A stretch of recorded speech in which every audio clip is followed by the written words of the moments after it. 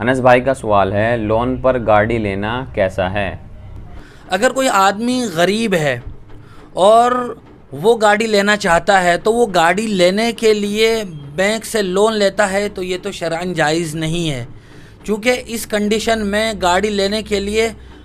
Loan لینا جائز نہیں ہے، چونکہ اس میں سودی لین دین ہوتا ہے۔ لیکن کوئی آدمی مالدار ہے اور وہ یک مشت بھی پوری گاڑی خرید سکتا ہے، لیکن یک مشت لینے میں اس کو قانونی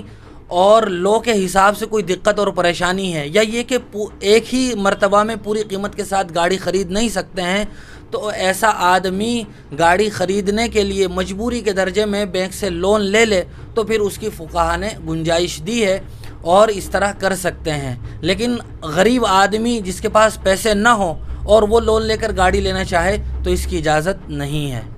بہت شکریہ مفتی صاحب، آپ کا اس طرح کی مزید شرعی مسائل کی جانکاری کے لیے ہمارے دار ارقم یوٹیوب چینل کو سبسکرائب کریں، لائک کریں، شیئر کریں اور اسی طرح اپنے سوالات ہم تک پہنچاتے رہیں۔ جزاک اللہ۔